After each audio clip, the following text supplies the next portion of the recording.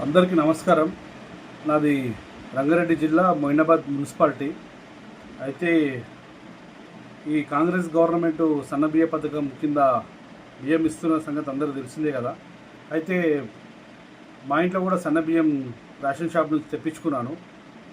ఈరోజు పొద్దున మా పెద్దమ్మకు కొంచెం ఆ బియ్యం చేయమ్మా, అందులో రాళ్ళు కూడా ఉంటాయి కదా, కొంచెం మెరిగలు ఉంటాయి కదా, కొంచెం చేయని చెప్పి మా పెద్దమ్మకి ఇచ్చినాను. ఇస్తే ఆ బియ్యం సంచి ఇప్పి చూస్తే అందులో ప్లాస్టిక్ రైస్ చాలా ఉన్నాయి అందులో. మరి రైస్, ఈ ప్లాస్టిక్ రైస్ తిని ప్రజలది ఏంది పరిస్థితి? నేను ఒక్కసారిగా షాక్ అయిపోయిన అవి చూసి. అందులో ప్లాస్టిక్ రైసు, ఈ బియ్యం తినేవాళ్ళు గరీబ్ వాళ్ళే ఉంటారు, పేదవాళ్ళే ఉంటారు. ఇలాంటి ఈ బియ్యం ఇచ్చి ఈ ఫ్రీ బియ్యం, ఫ్రీ పథకం, సన్న బియ్యం అని చెప్పేసి ఇట్లా ఈ విధంగా ప్రజలను మోసం చేస్తే ఏంది పరిస్థితి? అయ్యా సీఎం రేవంత్ రెడ్డి గారు, మీరు కనీసం దాన్ని అసలు ఏం బియ్యం ఇస్తారు, బియ్యం సన్న బియ్యం చేస్తున్నామని చెప్పేసి మీరు చెప్పేసి అయిపోతుందా? మళ్ళీ బియ్యం క్వాలిటీ ఉన్నాయా లేవా, మరి కరెక్ట్ ఇస్తురా లేదా, మీరు కానీ మీ మంత్రులు కానీ మీ నాయకులు కానీ ఎవరైనా కూడా చూసుకుంటారు? అసలు ఎంత ఘోరమైన పరిస్థితి చూడండి. ఇప్పుడు నేను వీడియో చూపిస్తాను, ఆ బియ్యం ఎట్లా ఉన్నాయో చూడండి, అందులో ప్లాస్టిక్ రైస్ ఏ విధంగా ఉన్నాయో చూడండి.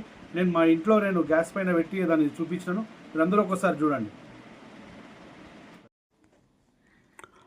ఇగో మా పెద్దమ్మతో నేను ఈ రైస్ చేయమని చెప్పినాను చూడు, వాళ్ళు చేస్తున్నారు. అయితే ఒకసారి గమనించండి, కొంచెం జూమ్ తీసుకుంటాను.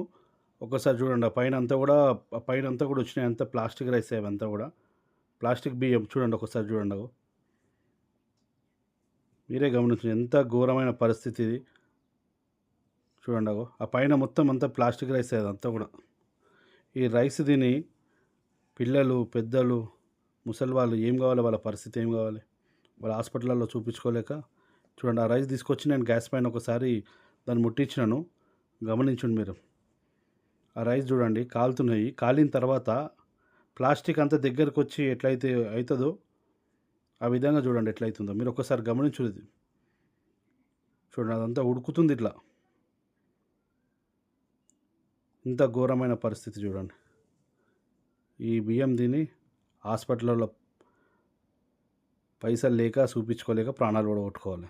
ఇది మన పరిస్థితి. చూడండి అదో ఎట్లా మరుగుతుంది, ఒక్కసారి గమనించండి.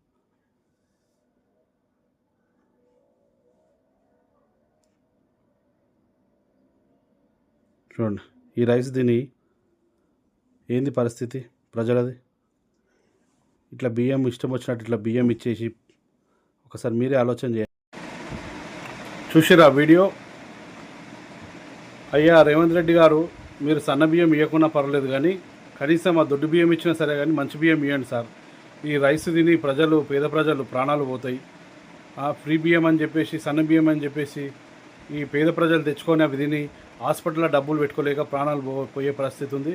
దయచేసి అవి ఒకసారి మీరు కానీ మీ మంత్రులు కానీ మరి నాయకులు, ఈ గవర్నమెంట్ ఆఫీసర్స్ చెక్ చేసి కొంచెం అది అలా జరగకుండా చర్యలు తీసుకోవాలని వేడుకుంటున్నాం సార్.